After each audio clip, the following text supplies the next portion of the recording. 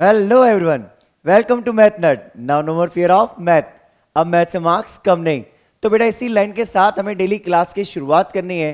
तो I hope बेटा आपको हमारा कंटेंट बहुत अच्छा लग रहा है, पसंद आ रहा है।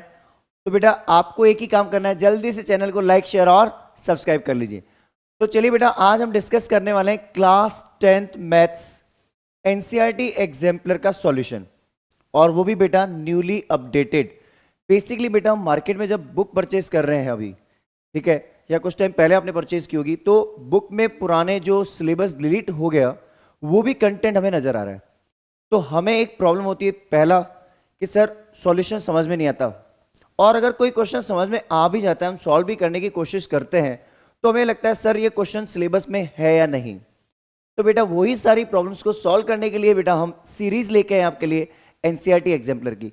पीवाईक्यू की सीरीज ऑलरेडी इस चैनल पे चल रही है बेटा, और जल्दी क्रैश कोर्स भी शुरू होने वाला है, ठीक है, और एनसीईआरटी कंटेंट भी अपडेट हो रहा है बेटा चैनल पे। तो आपको बस एक ही काम करना है, जल्दी से चैनल को लाइक शेयर और सब्सक्राइब कर लीजिए। तो बेटा आज हम डिस्कस करने वाले हैं चैप्टर 1 पार्ट 2। बेसिकली हमने पार्ट 1 ऑलरेडी डिस्कस कर लिया है। अगर आपने नहीं देखा है बेटा तो उसका हम लिंक डिस्क्रिप्शन बॉक्स में दे देंगे आपको, ठीक है, जिसमें हमने एमसीक्यूज डिस्कस किए थे, वो भी एज पर दी करंट सिलेबस जो हमारे सिलेबस में है या नहीं। आज हम डिस्कस करने वाले बेटा एक्सरसाइज 1.2 एंड 1.3। वैसे तो 1.4 भी है, लेकिन वो बेटा डिलीटेड है ऑलरेडी, तो कंप्लीट एक्सरसाइज डिलीटेड है, तो वो डिस्कस नहीं करेंगे।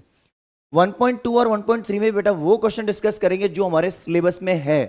एक्स्ट्रा चीजें फालतू की नहीं डिस्कस करेंगे, जो भी सिलेबस में नहीं है वो चीजें डिस्कस नहीं करने वाले हम, ठीक है, और विद कॉन्सेप्ट रहने वाली चीजें। वीडियो को एंड तक देखना बेटा, सारे आपके अभी तक की प्रॉब्लम्स हैं चैप्टर 1 से रिलेटेड विद बेसिक कॉन्सेप्ट्स सारी क्लियर हो जाएंगी। चलिए शुरुआत करते हैं क्लास की। चलिए तो बेटा एक्सरसाइज 1.2 में हमारा जो पहला क्वेश्चन है बेटा वो है क्वेश्चन नंबर 6।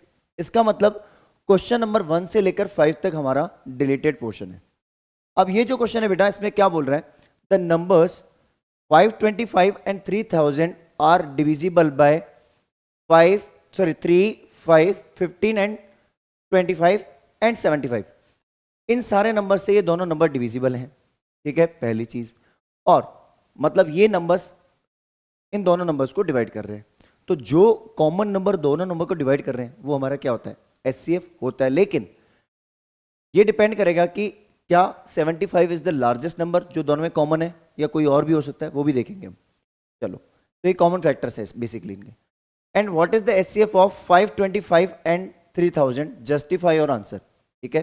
तो एक काम करते हैं बेटा, सबसे पहले अपन प्राइम फैक्टराइजेशन से इन दोनों नंबर को फैक्टराइज कर ले। तो बेटा देखो, सबसे पहले हम लिखते हैं 525, आप जिसको बोलते हो एलसीएम मेथड प्राइम फैक्टराइजेशन, वो करेंगे। प्राइम नंबर से ही डिवाइड करना। स्टार्टिंग में हम डिवाइड करते हैं बेटा 3 से, 3 1 जा, 3 4 जा, ठीक है, तो 3 7 जा हो गया ना, 2 हो गया 22, 3 7 जा 21 एंड 3 5 जा 15, ठीक है, ये हमारा डिवाइड हो गया। अब फिर से 3 से पॉसिबल है क्या, नहीं है सर, क्योंकि sum of digit is not divisible by 3। 12 + 1 13 हो गया। 5 से करते हैं बेटा, 5 3 जा 15 और 5 5 जा 25। फिर 5 से किया हमने 7, 7 से किया हमने 1। बेसिकली ये प्राइम फैक्टर्स हैं इस नंबर के। अब बात करते हैं बेटा 3000 की। जब हम बात कर रहे हैं 3000 की, तो 3000 के हम स्टार्ट करेंगे बेटा, इवन नंबर है 2 से। 2 का हो गया 1500 बाय 2 अगेन हो गया 750 बाय 2 हो गया बेटा 375।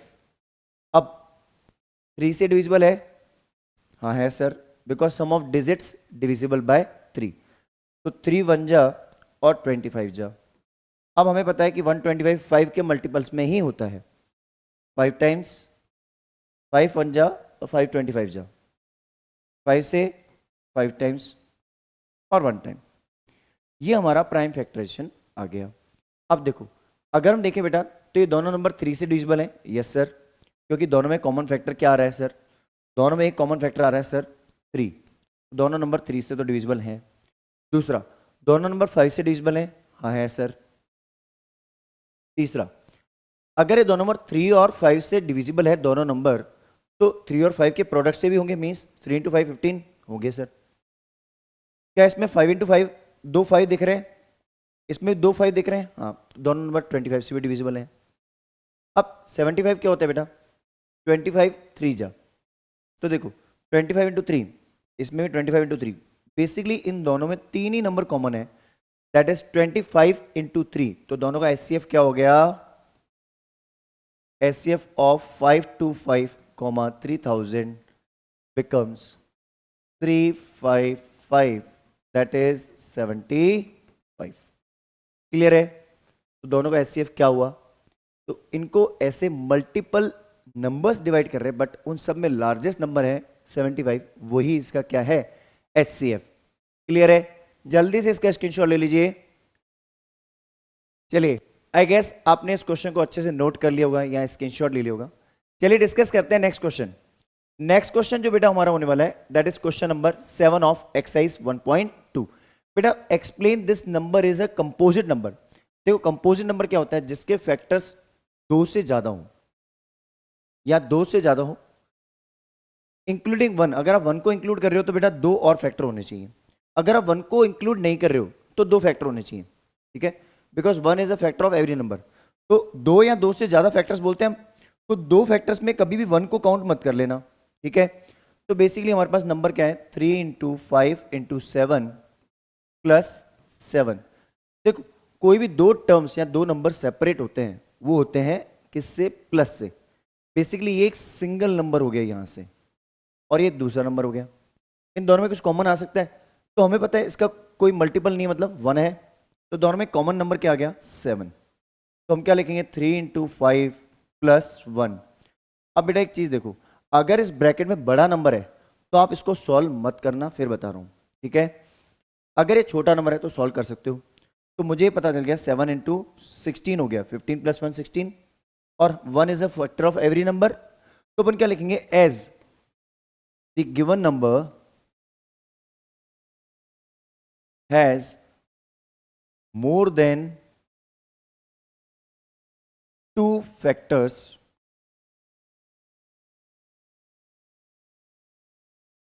hence it is a composite number।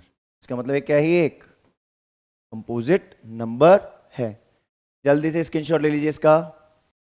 चलिए आई गेस ये क्वेश्चन आपको बहुत अच्छे से क्लियर होगा बेटा, ठीक है। तो चलिए डिस्कस करते हैं नेक्स्ट क्वेश्चन। बेटा ऐसे ही सारे क्वेश्चन आसान होने वाले हैं।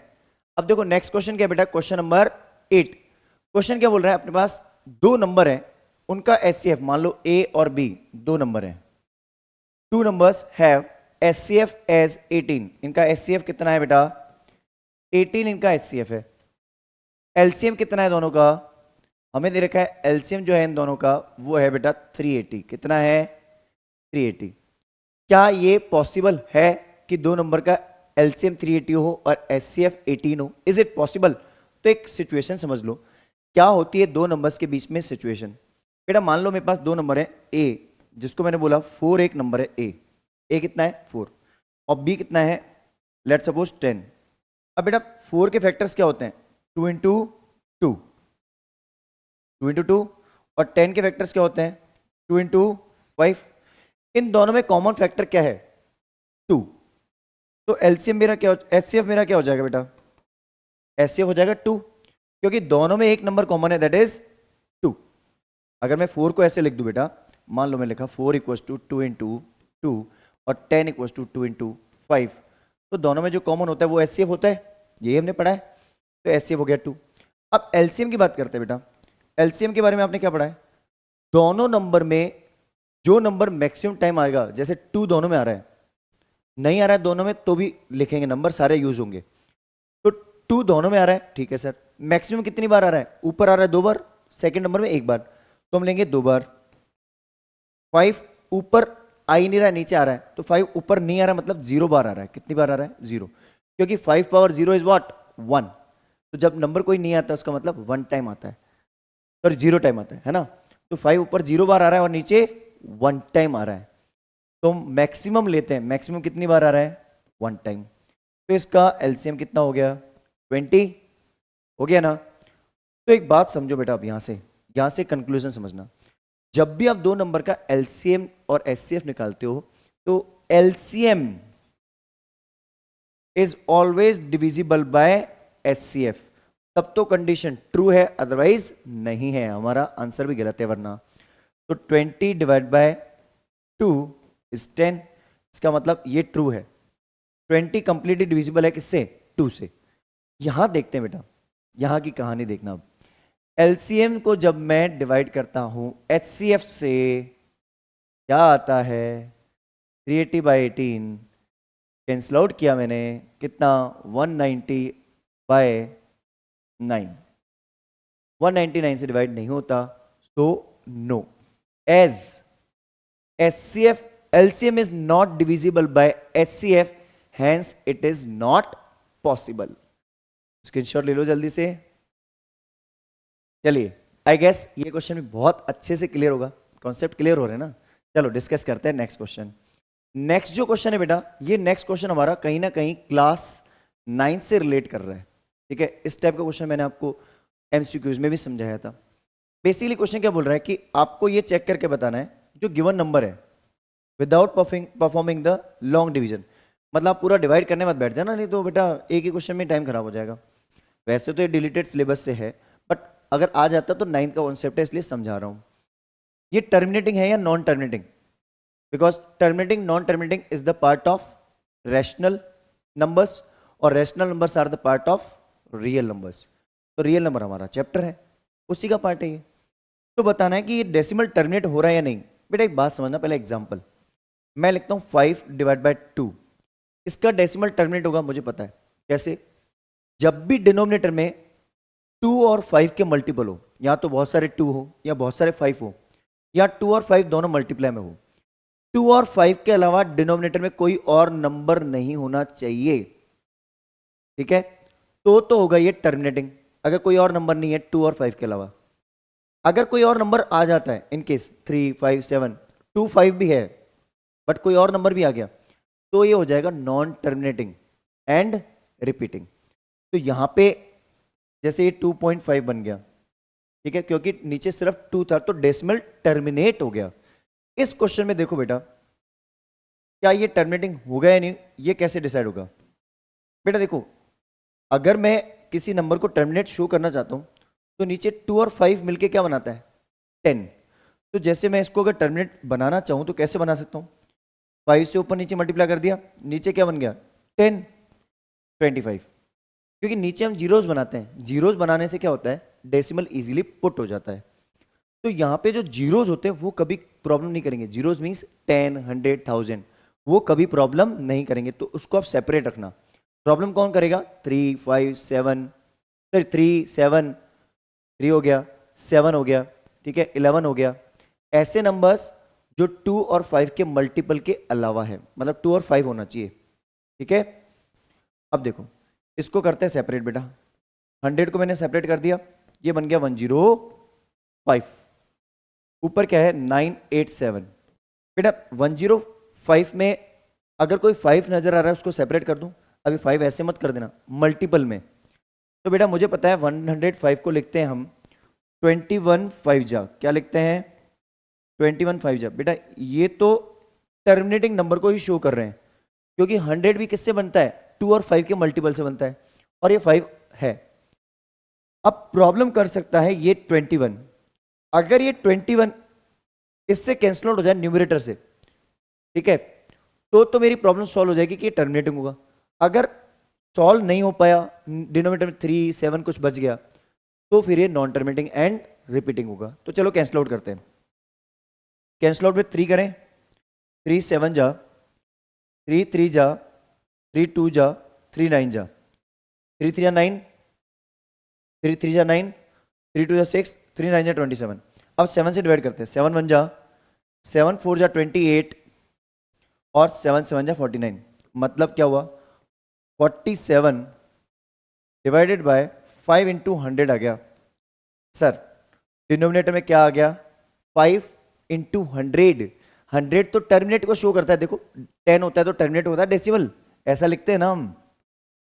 तो 100 तो डेसिमल को टर्मिनेट करवाता है। और 5 भी डेसिमल टर्मिनेट करवाता है, तो इसका मतलब ये क्या है, टर्मिनेटिंग। जल्दी से इसका स्क्रीनशॉट ले लीजिए। चलिए, आई गेस अच्छे से क्वेश्चन समझ में आ गया। डिस्कस करते हैं नेक्स्ट क्वेश्चन फिर। चलो नेक्स्ट क्वेश्चन बेटा जो हमारा बिलोंग कर रहा है, अब उसमें हमने देखा था क्वेश्चन नंबर 6, 7, 8, 9 एक्सरसाइज 1.2 में, यही हमारे सिलेबस में है। अब 1.3 की बात करते हैं बेटा, एक्सरसाइज चेंज हो चुकी है। 1.3 में हमारे पास क्या दे रखा है, use the Euclid division algorithm. देखो ध्यान से समझना, अभी के हिसाब से ये क्वेश्चन आपके सिलेबस में नहीं है, लेकिन ये सिलेबस आप ये क्वेश्चन आपके सिलेबस में हो सकता है। कैसे, अगर मैं इसको यहां से यहां तक हटा दूं, अब ये क्वेश्चन सिलेबस का हो गया हमारे, तो इसलिए मैंने इस क्वेश्चन को पिक किया था। Find HCF of 441, 567 and 693। कोई बात नहीं सर, प्राइम फैक्टराइजेशन। तो एचसीएफ निकालना है किसका, 441। तो बेटा डिवाइड कर ले 3 से, 3 1 जा 3, 3 4 जा 12, 3 1 जा 3, 3 4 जा 12, 3 7 जा 21, 14 21 बन गया। फिर 3 से फिर से डिवाइड हो सकता है, हाँ सर, 3 4 जा 12, ठीक है, और 3 9 जा 27, ठीक है ना, 9 जा 27। अब देखो 7 से डिवाइड होगा 7, 7 से डिवाइड होगा 1, क्लियर। 567 को डिवाइड करते हैं बेटा, क्या ये 3 से डिविजिबल है, चेक करते हैं। 2 से तो नहीं है, इवन नंबर नहीं है। 6 + 7 13, 13 + 5 18 है। 3 से डिवाइड किया 1 टाइम, बन गया 26, 3 8 जा 24, 3 9 जा 27। 3 से डिवाइड किया 3 6 जा 3 जा, 3 से डिवाइड किया 2 जा 1 जा, 3 7 7 1। ये हमारा कॉन्सेप्चुअली आंसर आ चुका है यहां तक। अब देखते हैं बेटा लास्ट नंबर 693। बेटा सारी डिजिट मल्टीपल ऑफ 3 है, डिजिट ही मल्टीपल ऑफ 3 है, तो 3 से डिवाइड होगी। तो 3 से डिवाइड किया तो 2 3 1। अब फिर से 3 से पॉसिबल है क्या, हो सकता है। 21, 3 से 23 में से 21 जाएगा, 2 बचेगा, 21 फिर से। तो 3 से करते हैं बेटा, 3 7 जा 21 और 3 7 जा 21, 7 से 11, 11 से 1, ठीक है। अब बेटा देखो हमें क्या देखना है, एचसीएफ, तीनों नंबर का एचसीएफ 4 4 1 5 6 7 और 6 9 3। इन तीनों नंबर का एचसीएफ क्या होगा, तीनों नंबर में कॉमन नंबर्स कौन से हैं, 3 3 3, 3 3 3, 7 7 7, बस। तो 3 × 3 × 7, 9 7 जा 63। क्लियर है अच्छे से ना, जल्दी से स्क्रीनशॉट ले लीजिए। चलिए, आई गेस अच्छे से बेटा क्वेश्चन समझ में आ रहे हैं, मजा आ रहा है ना, तो जल्दी से चैनल को लाइक शेयर और सब्सक्राइब कर लो, यही तो डिमांड है हमारी, बस एक ही रिक्वेस्ट है, हम बाकी तो हम पढ़ा रहे हैं आपसे, है ना, बहुत अच्छे से कंटेंट करेंगे बेटा मन। चलिए नेक्स्ट क्वेश्चन देखते बेटा, फिर से देखो यही लाइन आ गई बेटा, यूजिंग यूक्लिड एल्गोरिथम, हटा दो, यूक्लिड्स डिवीजन एल्गोरिथम को हटा दो, ठीक है। कैसे होगा फिर, तो होगा ये, find the largest number divides. देखो जब भी वर्ड आता है लार्जेस्ट, मैंने आपको बोला था लार्जेस्ट, मैक्सिमम, ठीक है, हाईएस्ट, तो जब भी ये वर्ड आ जाए बेटा एचसीएफ, मिनिमम, लीस्ट, लोएस्ट, ठीक है, तो एलसीएम, ठीक है, या स्मॉलेस्ट। अब देखो इन नंबर्स को एक नंबर डिवाइड कर रहा है, वो कौन है, एचसीएफ। वो रिमाइंडर क्या लीव कर रहा है बेटा, 1 2 और 3। पहले नंबर से वो रिमाइंडर क्या लीव कर रहा है, 1। तो मतलब वो नंबर उसको कंप्लीटली अभी डिवाइड नहीं कर रहा है तीनों को, तो पहले हम जो रिमाइंडर है उसको माइनस कर देते हैं, ताकि वो कॉमन नंबर तीनों को क्या करे, डिवाइड। तो जब वो तीनों नंबर को डिवाइड करेगा, वो क्या होगा, तीनों नंबर का एचसीएफ होगा, ठीक है। तो यहां पहले -1 किया, बिकॉज पहला नंबर है फर्स्ट पोजीशन पे, तो 1। ये हो गया 1250। दूसरा नंबर है 9377 माइनस हो जाएगा 2, 2 है सेकंड नंबर, तो हो जाएगा 9375। तीसरा नंबर बेटा क्या है हमारा 15628 माइनस 3, 15625 बन जाएगा। ठीक है, चलिए शुरुआत करते हैं फर्स्ट नंबर 1250। 1250 2 से डिवाइड किया 625, ठीक है, 5 से डिवाइड किया बिकॉज 625 जो होता है 5 का मल्टीपल होता है ना। 5 से डिवाइड किया कितना 125, 5 से डिवाइड किया कितना 25, 5 से डिवाइड किया कितना 551। क्लियर। अब 9375 ये नंबर देखते हैं बेटा। अगर इसकी डिजिट को देखो बेटा मैं, सम ऑफ डिजिट्स 3 से डिविजिबल है। कैसे? 3 से डिवाइड किया 3 3 जा 9, 3 1 जा 3, 3 2 जा 6, 3 2 जा 6, 3 5 जा 15। अब देखो 3125 625 को 5 से मल्टीप्लाई करने पे मिलता है। ठीक है, तो क्या करें 5 से डिवाइड कर दियो, इसको 5 से डिवाइड कर दे, 5 6 जा 30, 5 2 जा 10, 5 5 जा 25, फिर वही 5 1 2 5 5 25 5 5 5 1। क्लियर। अब देखो लास्ट नंबर हमारा होने वाला है 15625। ठीक है, 5 से क्या 3, 5 1 जा 5, ठीक है, 5 से किया 3 6 है, 5 1 जा 5, रिमाइंडर 1 12 बन गया, 5 2 जा 10 और 5 5 जा 25, फिर वही आ रहा है। तो फिर से 5 6 2 5, ये वाला नंबर ही तो सेम कॉपी हो जाएगा वहीं पे ही। अब फिर से 5 कितना हो जाएगा 1 2 5 5 25 5 5 5 1। HCF चाहिए, क्या चाहिए HCF चाहिए।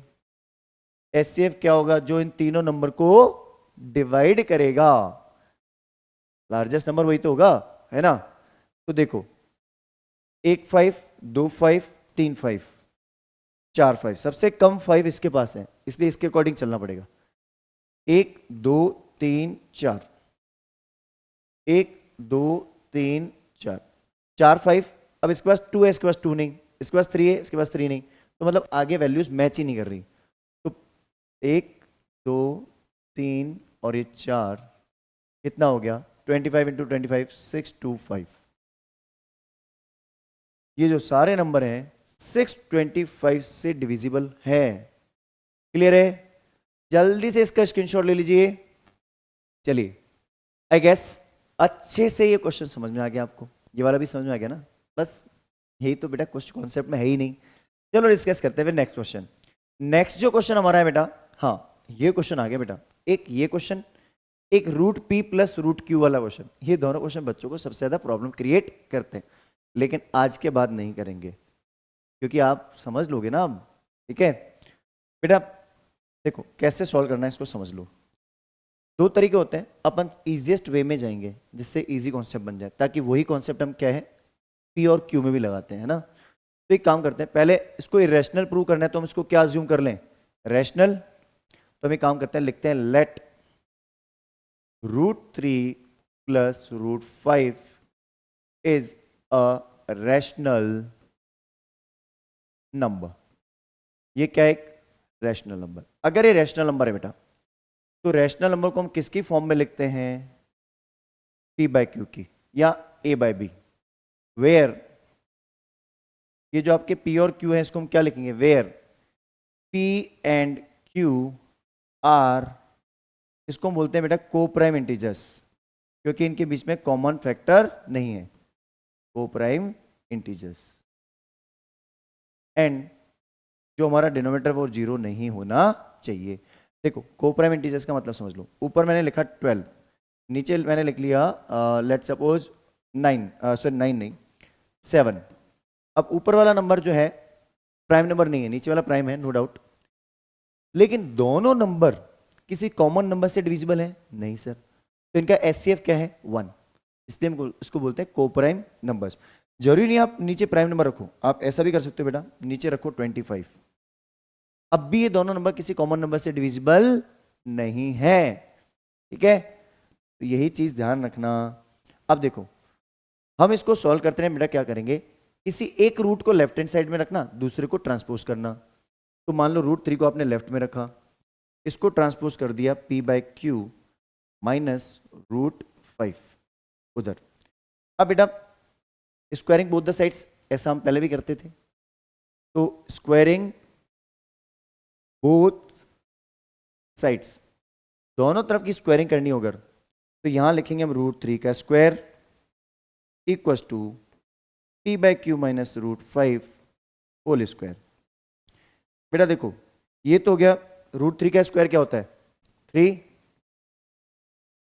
√3 का स्क्वायर क्या लिखते हैं हम 3 equal to a minus B का whole square, a minus B whole square is what a square plus b square minus 2ab, तो a square means p square divided by q square, ठीक है, plus b square means plus का 5, √5 का square that is 5, और उसके बाद क्या लिखेंगे माइनस 2ab मीन्स माइनस 2, ये हो गया मेरा a और ये हो गया मेरा b। क्लियर है यहां तक कॉन्सेप्ट अच्छे से? अब देखो बेटा जो मेरी न्यूमेरिकल वैल्यू है उसको मैं लेफ्ट में ले आऊं, ठीक है, मेरी जो न्यूमेरिकल वैल्यू बेटा उसको लेफ्ट में ले आऊं, या फिर इस इरेशनल पार्ट को एक तरफ ले आते हैं। इरेशनल पार्ट मेरा क्या है जिसपे रूट है वो नेगेटिव है, उसको यहां ले आते हैं, तो 2p/q √5 ये नेगेटिव था, ये पॉजिटिव बन गया, सारे नंबर उधर ले जाओ, मीन्स जो मेरा रैशनल पार्ट है, ठीक है, इरेशनल पार्ट नहीं है, नॉन जो इरेशनल पार्ट नहीं है उसको राइट हैंड साइड में ले जा रहा हूं, तो p² / q², ये तो फ्रैक्शनल वैल्यू है एक तरह से, तो रैशनल पार्ट ही उधर जाएगा, +5 माइनस का 3, +3 क्या हो गया -3, पहले इसको सॉल्व करके फिर एलसीएम लेना बेटा, ये हो गया बेटा 2 देखो इसको हम लिख देंगे बेटा, इसको हम लिखेंगे 2p √5/q, ठीक है। अब ये क्या बन गया बेटा p²/q² प्लस का 2, कुछ नहीं मतलब 1, एलसीएम ले लें उधर का, ये बन गया बेटा 2p √5/q,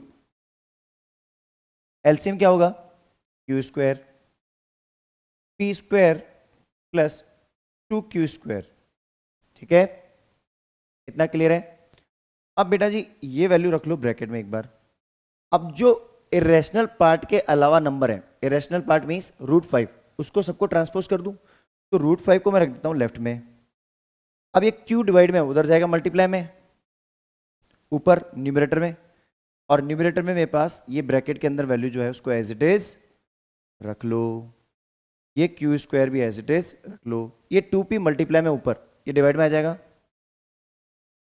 अब देखो q से q कैंसिल आउट हो गया, ठीक है, अब फाइनल वैल्यू क्या आ गई मेरी √5 इक्वल्स टू, ऊपर क्या वैल्यू है बेटा p² plus 2q² upon 2pq, q इसलिए बेटा क्योंकि q² से q कट चुका है ना। अब ये क्या पार्ट है मेरा बेटा, ये इरेशनल पार्ट है, कौन सा है इरेशनल, और ये कौन सा पार्ट है रैशनल। अब मैं आपसे एक सिंपल सी चीज पूछ रहा हूं, क्योंकि p और q क्या है रैशनल पार्ट है, मीन्स इंटीजर है, इंटीजर को किसी नंबर से मल्टीप्लाई करके और डिवाइड करा दो तो रैशनल पार्ट ही आएगा, फ्रैक्शनल वैल्यू आएगी। क्या इरेशनल पार्ट रैशनल के इक्वल होता है, नहीं होता, तो अपन क्या लिखेंगे एज √5 इज इरेशनल, और √5 इरेशनल क्यों होता है, क्योंकि किसी रूट के अंदर प्राइम नंबर आ जाए वो इरेशनल ही तो होगा, प्राइम नंबर का रूट निकाल सकते हो, √5 का रूट निकाल सकते हो आप, प्राइम नंबर है तो इरेशनल है, as √5 is irrational and p² plus 2q² upon 2pq is rational, hence √3 plus √5 is an irrational number. इसका मतलब जो मेरा गिवन नंबर था ये क्या था, ये मेरा इरेशनल नंबर था। ठीक है, क्लियर है पॉइंट, क्लियर है अच्छे से चीजें। जल्दी से इसको समझो अच्छे से, वीडियो पॉज करके नोट किया करो साथ में, नहीं तो इसका स्क्रीनशॉट ले लीजिए। चलिए, आई गेस आपको ये क्वेश्चन बहुत अच्छे से क्लियर हो चुका होगा।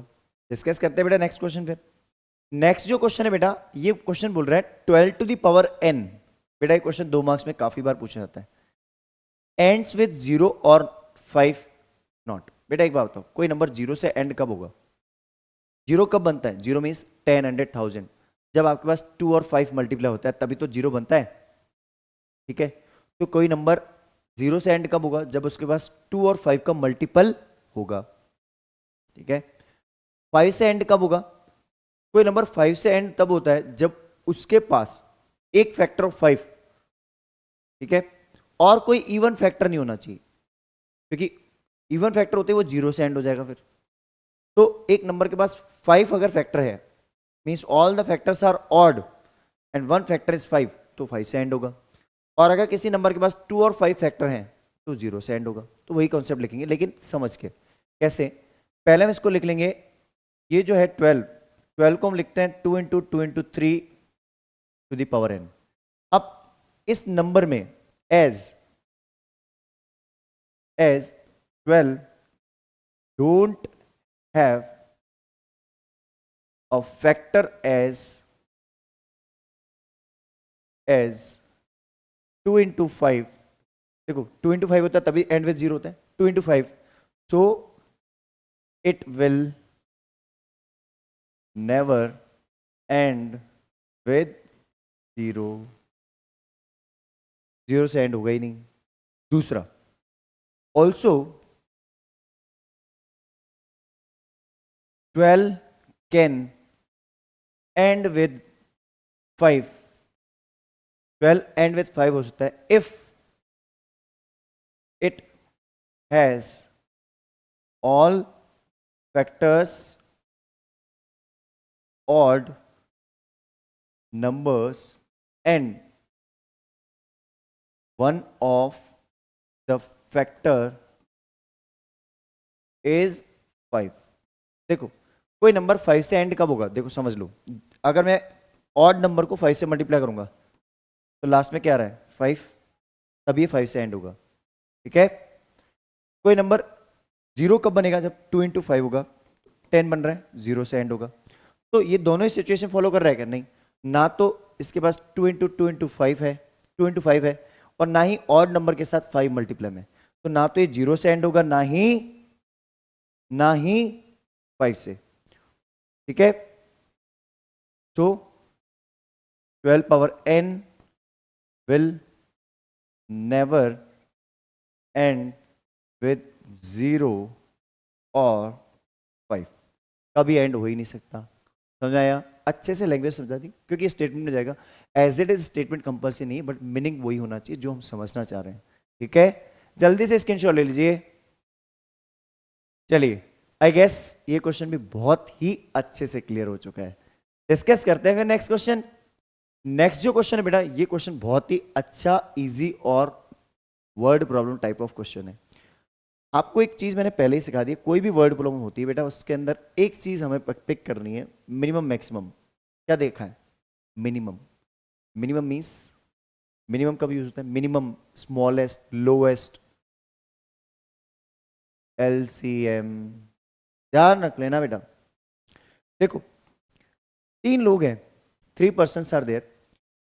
एक पर्सन जो चलता है तो उसके स्टेप्स बड़े होते हैं, बड़े बड़े स्टेप्स चलते हैं कोई लोग, कोई धीरे धीरे छोटे स्टेप्स चलता है, कोई बहुत छोटे स्टेप्स चलता है। अब ये तीनों एक साथ चलने लगे जब पार्क में। अब मान लो एक जो तेज चल रहा है, शुरुआत हुई थी यहाँ से, वो तेज चलते चलते यहाँ पे आ गया। जो थोड़ा मीडियम चल रहा है वो मान लो 2 चक्कर के बाद यहाँ आया। जो बहुत स्लो चल रहा है वो 3 चक्कर के बाद यहाँ है। तो ये तीनों कभी ना कभी तो यहाँ मिलेंगे।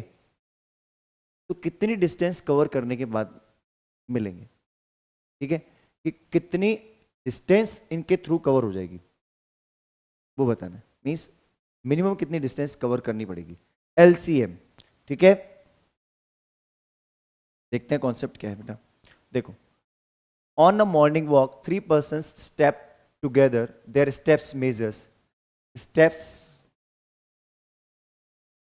Of 3 persons are 40 centimeter, 42 centimeter and 45 centimeter। 3 लोगों के स्टेप्स मेजर कर रहे हैं 40, 42 and 45 respectively. What is the minimum distance each should walk? भाई हर एक को मिनिमम कितनी डिस्टेंस वॉक करनी चाहिए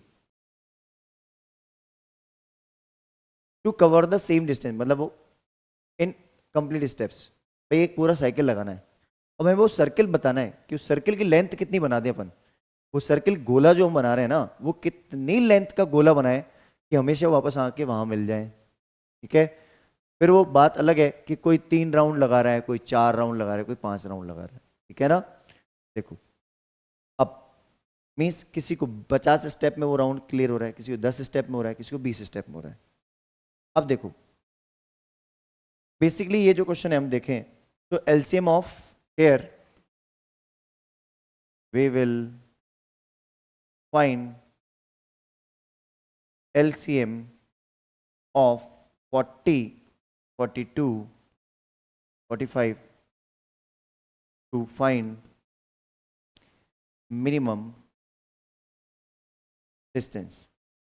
भाई छोटी से छोटी डिस्टेंस क्या कवर हो जाए कि सबके स्टेप्स वहां पे आ ही जाएं। क्योंकि अभी मैं देखूं तो जब ये डिस्टेंस चल रही है, पहला पर्सन रख रहा है 45 पे स्टेप, मान लो एक पर्सन 45 पे, एक 42 पे, एक 40 पे रख रहा है। अगली बार दूसरा कहाँ रखेगा 80 पे, वो रखेगा 84 पे, वो रखेगा 90 पे। तो ऐसी कौन सी पर्टिकुलर डिस्टेंस होगी जब तीनों के स्टेप्स वहां से पास होंगे, मतलब तीनों के पैरों के निशान उस पर्टिकुलर स्टेप पे होंगे। अभी 40 पे तो एक ही जने के निशान है, 42 पे दूसरे के निशान है, 45 पे तीसरे के निशान है। ये लैंग्वेज है। ठीक है, चलो डिस्कस करते हैं। अब एलसीएम निकालें इसका, 42 के फैक्टर्स निकालो। यहाँ एलसीएम मेथड हमने वो देखा ही है, उससे करते हैं। 42, 40 और 45 3 नंबर हो गए बेटा। ये मैटर नहीं करता पहले 40 लिखूं। ठीक है, एलसीएम निकालते हैं। 2 से डिवाइड होगा 21, 20, ठीक है, और 45। 2 से डिवाइड होगा 21, 10, 45। 2 से डिवाइड होगा 21, 5, 45। ठीक है, और फिर आगे जाएगा ये, फिर 3 से डिवाइड होगा 7, 5, 15। फिर देखो, अब मैं ये नंबर यहां से डिवाइड करके आता हूं। 3 से डिवाइड होगा 7 as it is, 5 as it is, और ये भी बन जाएगा 5। फिर 5 से डिवाइड होगा क्या आएगा 7, 1, 1। ठीक है, और 7 से डिवाइड होगा बेटा 1, 1, 1। है ना, ये हमारा एलसीएम आ गया। एलसीएम लिखते हैं बेटा यहाँ पे 2, 2, 2, 3, 3, 7 और ये 5। बेटा मैं मल्टीप्लाई करते टाइम थोड़ा सा नंबर्स को सिंप्लीफाई करते हुए लिखता हूँ। देखो, इन तीनों मल्टीप्लाई करते आ गया 8। इस 5 को मैं एज इट इज रहने देता हूँ, इनको मल्टीप्लाई करता हूँ, ये हो गया 9 इंटू 7 इंटू 5। नेक्स्ट स्टेप में मैंने इन दोनों को मल्टीप्लाई कर दिया ताकि 40 बन जाए। 40 और इन दोनों का प्रोडक्ट क्या हो जाएगा 63। अब मल्टीप्लाई करते हैं, 4 3 जा 12, 4 3 जा 12, कैरी 1, 4 6 जा 24 प्लस 1 25। क्लियर है, ये वो डिस्टेंस है, इतने सेंटीमीटर, यूनिट जरूर लगाना, मार्क्स कटेंगे बेटा। इतने सेंटीमीटर पे तीनों के पैरों के निशान इस पर्टिकुलर डिस्टेंस पे मेंशन होंगे। ठीक है, समझ आ गया? जल्दी से स्क्रीनशॉट ले लीजिए इसका। चलिए तो फिर डिस्कस करते हैं बेटा last question of the day, जिसका वेट आपको काफी टाइम से है। काफी प्रॉब्लम होती है sir, root P plus root Q एक इरेशनल नंबर है जहां पे पी और क्यू क्या है, प्राइम नंबर्स। देखो, अभी थोड़ी देर पहले हमने एक क्वेश्चन देखा था रूट 3 प्लस रूट 5, आपने भी देखा होगा। बेटा जी करना क्या है, बहुत ही इजी कॉन्सेप्ट को फॉलो करना है, ज्यादा दिमाग नहीं लगाना है। हम पहले इसको अज्यूम करेंगे एज अ रैशनल, तो let root P plus root Q is a rational number. ये क्या है? एक रैशनल नंबर, ठीक है। अगर ये रैशनल नंबर है तो इसको हम क्या लिखेंगे? Root P plus root Q equals to A by B, where A and B are co-prime integers. ये क्या है? co-prime integers and b is not equals to 0। क्या? ये बात समझ में आ गई सर। अब किसी एक रूट को हम उधर ट्रांसपोज कर लें, p या q, तो चलो इसको ही ट्रांसपोज करते हैं। इस लाइन को बेटा एक काम करते हैं, इसको कर देते हैं डिलीट, इसकी जगह अच्छी सी एक लाइन ड्रॉ करते हैं यहाँ पे। ठीक है, स्ट्रेट लाइन अच्छी सी ड्रॉ कर लेते हैं हम। ठीक है, चलो अब डिस्कस करते हैं बेटा। अब देखो हमने क्या किया, रूट पी को तो इधर ही रखा, ये हो गया A by B minus root of Q. Squaring both the sides, जैसे हमने पहले किया था, स्क्वायरिंग बोथ साइड्स। जैसे स्क्वायरिंग बोथ द साइड्स होगी बेटा, तो रूट ऑफ पी का क्या हो जाएगा? Whole square equals to A by B minus root of Q, इसका भी क्या हो जाएगा? Whole square. समझ आ गया? अब रूट पी का स्क्वायर हो गया पी, ए माइनस बी का होल स्क्वायर क्या होता है? A square plus B square. A square means A square upon B square, B square means root Q का स्क्वायर होता है क्यू माइनस 2ab, 2a, और ये हो गया b। अब देखो बेटा, इरेशनल पार्ट को इधर ले आऊं और रैशनल को उधर ले जाता हूं, सेम कॉन्सेप्ट जैसे हमने उसमें डिस्कस किया था। तो इरेशनल पार्ट कौन सा है? जिसमें रूट क्यू है, तो minus 2a by B, root Q को उधर ले जाएंगे तो प्लस का बन जाएगा, तो 2a by B root of Q. ये देखो आप, ये वैल्यू मैंने यहां लिख ली। इक्वल्स टू में क्या लिखेंगे बेटा? A square divided by B square, plus में है क्यू और माइनस में है पी। ठीक है, इसको सॉल्व करते हैं।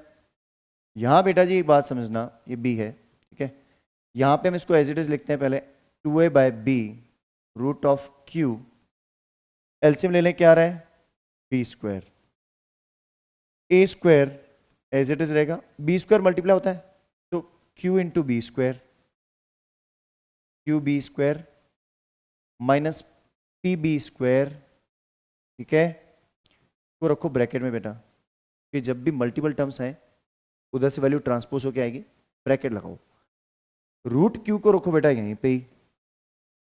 अब ये b जो डिवाइड में उधर जाएगा मल्टीप्लाई में, ऊपर का ब्रैकेट एज इट इज रखो, नीचे बी स्क्वायर था ही, इसको एज इट इज लिख दो बेटा।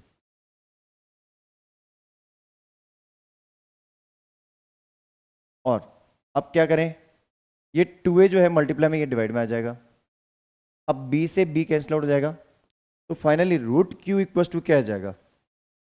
A square plus Q B square minus P B square upon 2ab। अब बेटा आप में से कुछ बच्चे बोलेंगे सर रूट क्यू तो कुछ भी हो सकता है, तो आप कैसे बोल दोगे क्यू इरेशनल है? बेटा देखो यहां लिखा है, क्या लिखा है? क्यू जो है ये क्यू, ये क्यू क्या है? Prime number.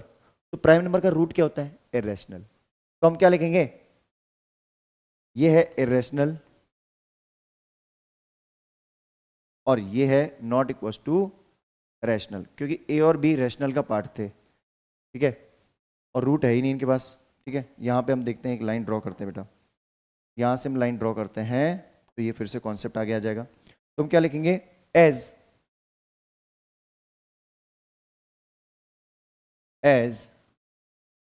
रूट क्यू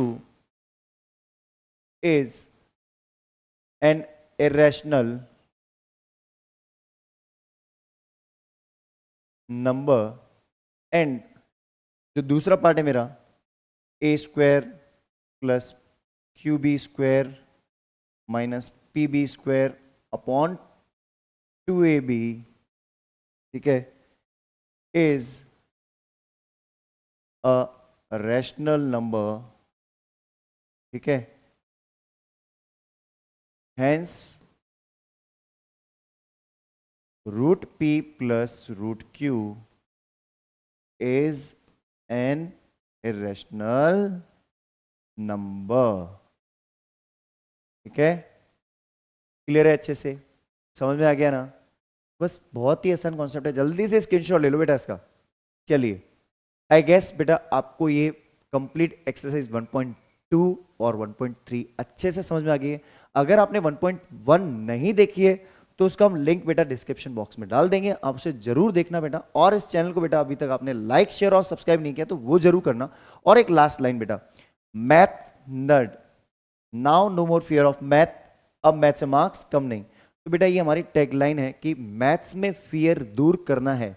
जो एक साइकोलॉजी हो गई बच्चों की, जो एक कोरोना के बाद, कोविड के बाद बच्चों में एक वो फियर फैक्टर है मैथ्स को लेकर, उस फियर फैक्टर को दूर करना है और आपको मैथ्स में बेटा एक्सपर्ट बनाना है। बिकॉज मैथ नर्ड का ही मतलब यही है, be an expert of math. Maths के एक्सपर्ट बनने हैं आपको अगर, तो इस चैनल पे जुड़ना पड़ेगा आपको, और आपका फियर दूर होते बेटा मार्क्स ऑटोमेटिक आ जाएंगे, ठीक है। तो मिलते हैं किसी और वीडियो के साथ, till the time have a great day.